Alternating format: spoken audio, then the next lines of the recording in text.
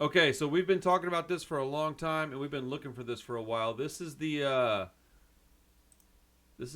trailer for And Out Comes the Wolf, a coming of rage film. Look, some people are gonna like it, some people aren't. I think I'm gonna like it. I'm incredibly biased because I love Rancid, so it is what it is, dude. But let's check this out together. I don't know who's seen it, who hasn't, but this is a movie I'm very much looking forward to. Welcome to my shithole town. Bunch of outcasts coming together as one, and that's what it's about.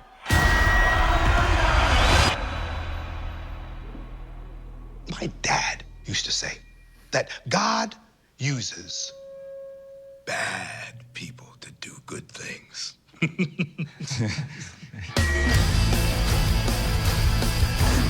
The fate of this city lies in your hands. What the fuck was that, dude? I mean, shit. This is wild. Yeah. Let's do it. Yes, sir.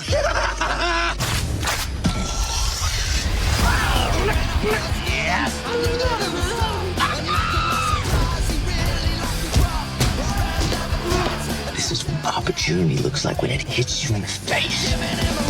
Jesus. Yo, man, let's get the fuck out of here. That's my boy. It's an insane suicide mission, is what it is.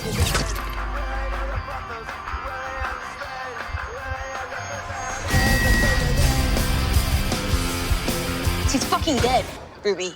Like, dead, dead, dead, dead. Don't fuck me.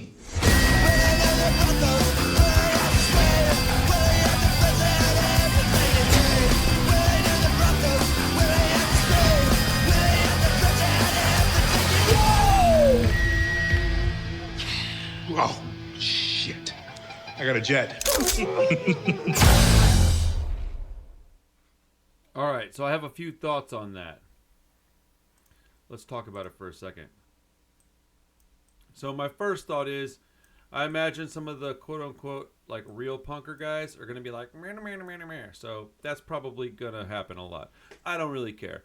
I think it looks fun. It's like if you took like a Guy Ritchie movie and SLC Punk and then you incorporated like Rancid in it.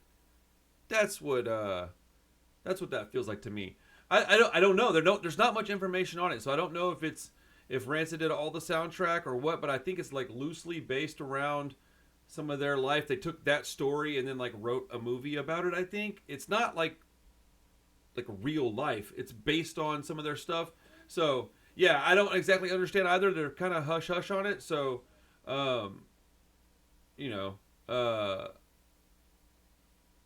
yeah, I don't know. It looks like a lot of fun to me, man. I'm gonna remain optimistic because I don't know how else to react. Like, why would anybody not be optimistic about this? It's gonna be a fun time. Like, I don't know why anybody would take it too seriously either.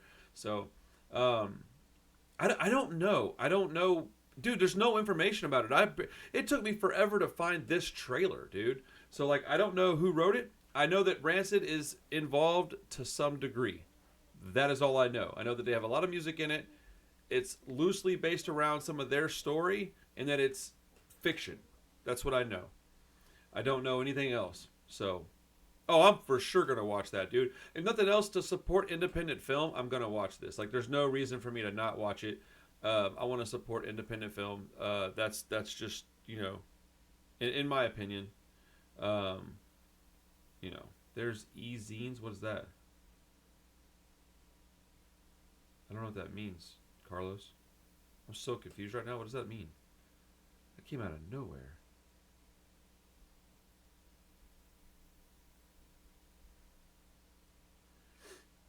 Anyways, I think it looks fun. Like, does it look like it could maybe, like, cross the line into, like, a little bit corny? Yeah, but I kind of like it. Are you seriously going to tell me that SLC Punk doesn't do that? And I love that movie. So, anything that's got something to do with Rancid, if they can benefit financially from it, or if they can write some new music for it or something, then I fully sponsor this. Maybe I'll see if Lars would like to talk to me about it for a little bit. I think that'd be kind of cool. Oh, there's no way it'll be anywhere close to as bad as SLC Punk 2. Like, this could actually come out and suck, and it'll be better than SLC Punk 2. I mean, you know.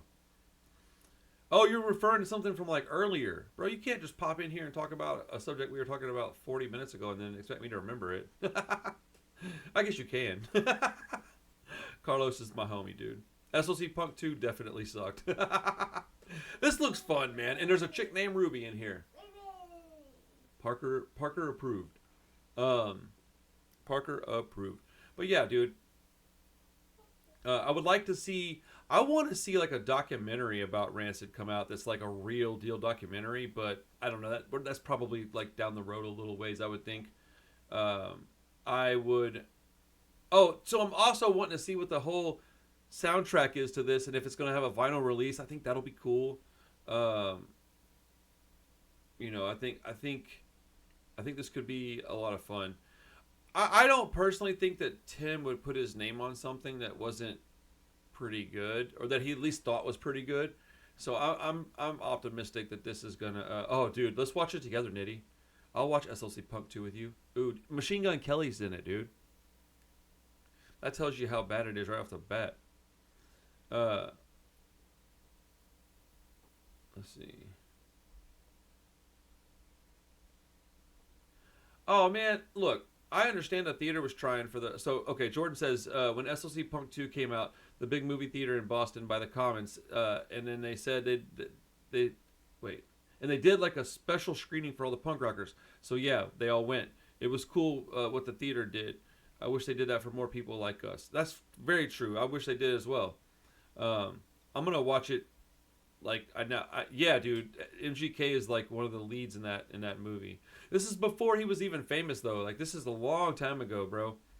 You gotta understand, I don't think that, I don't know who Danny, I know that name. Who is Danny Peikoff?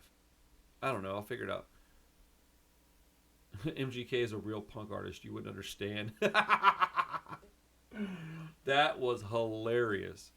But in all fairness, dude, he grew up listening to some punk rock music. I understand that. I know that. I know that for a fact.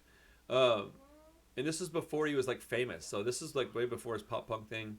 There's a new MGK song. I wouldn't know anything about that. MSG is better than MGK. Yeah, dude, for sure. It tastes better. Ooh, that sounded.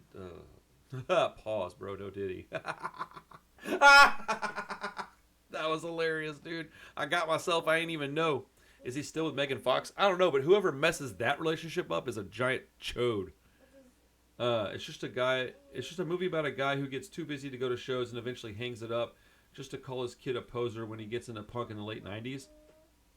Interesting. I should play what? No, I'm not playing. No, Micah. Micah, you are in a punk rock band. You don't ask me to play MGK on this channel, dude. I will take your punk rock points. You just got deducted 7 points, sir. MGK is a grifter, bro. He's never into punk. Like, for real. Like, not making music anyways.